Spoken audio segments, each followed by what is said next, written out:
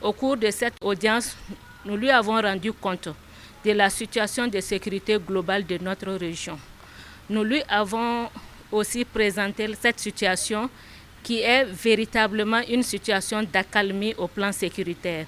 Actuellement, les populations du centre-sud vaquent sereinement au quotidien à leur activité sans inquiétude majeure.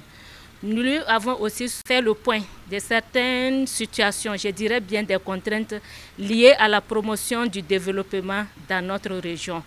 Et à ce niveau, il y a de l'évolution en termes de satisfaction de ces doléances qui ont été présentées en août 2023. Également, les chefs de circonscription ont soumis quelques contraintes liées à la bonne conduite de leur mission sur le terrain. Et il y a beaucoup de promesses à ce niveau en termes de réforme et en termes de satisfaction. Au niveau des doléances qui ont été réalisées, nous avons la mobilité d'abord des chefs de circonscription administrative. Il y a le gouverneur, les hauts commissaires. À ce niveau, il y a la satisfaction du renforcement des capacités opérationnelles des forces de défense et de sécurité de la région du centre-sud. Ça s'est passé également et nous le ressentons. Le sentiment de sécurité a grandi au sein de la population. Nous avons assisté à l'ouverture de certains postes de sécurité et ceux qui avaient quelques difficultés ont pu reprendre de service. Au plan socio-économique, il y a vraiment de l'évolution. Et il y a d'abord la réalisation d'un certain nombre d'infrastructures où les travaux vraiment soit ont connu une relance, c'est le CHR de Manga. Et l'ouverture est prévue pour courant semestre. Il y a également la reprise des travaux de la salle polyvalente de Manga. Les travaux sont en cours.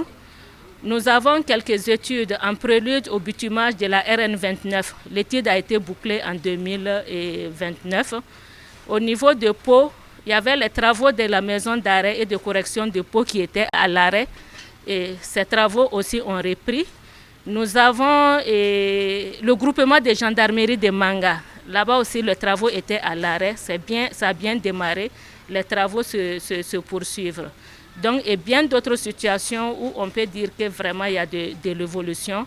Soit c'est totalement satisfait, soit c'est en cours ou en attente d'examen. Nous sortons de cette audience, je dirais, satisfaits et motivés et toujours engagés pour l'atteinte des objectifs de la transition.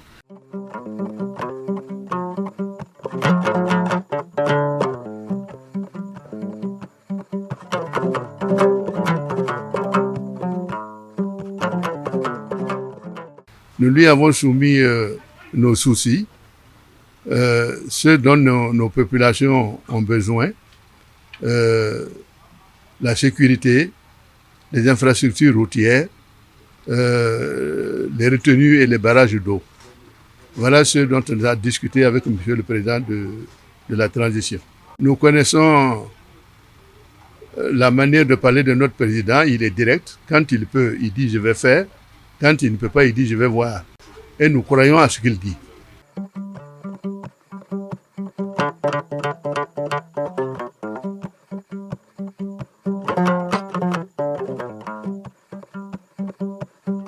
Nous avons passé au nom des religieux voir le chef de l'État, son Excellence le président du Faso, Ibrahim Traoré.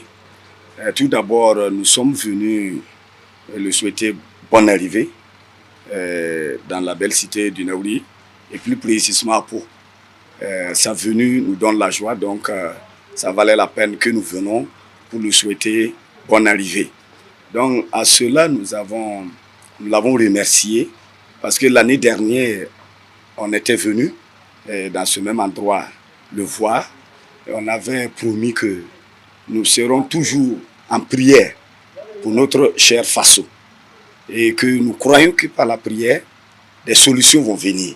Il y a eu vraiment la réinstallation vraiment de ces villages.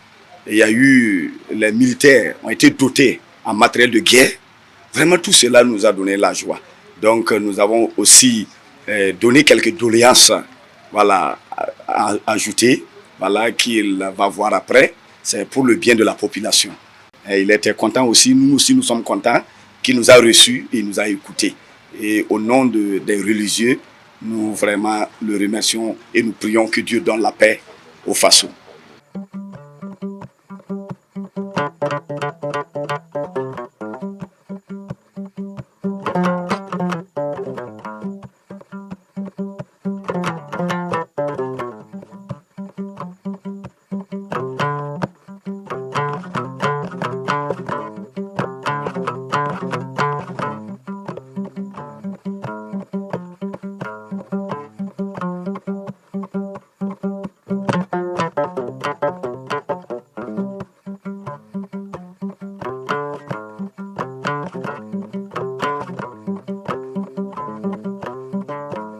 Cette promotion s'appellera Faso Kanou. Élève officier d'actif de la promotion Faso Kanou. À genoux.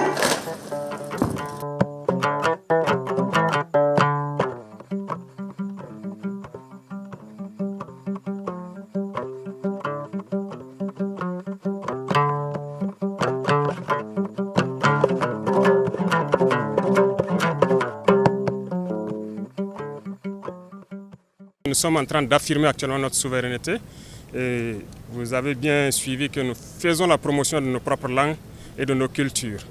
Donc voilà pourquoi nous avons choisi de baptiser cette promotion donc, dans une langue nationale.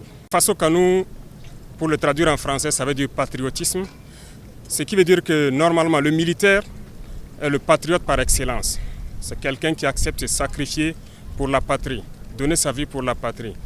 La lutte engagée actuellement pour la décolonisation et cette lutte implacable contre l'impérialisme impose que nous puissions joindre la guerre, le développement et aussi la culture du patriotisme et de l'intégrité.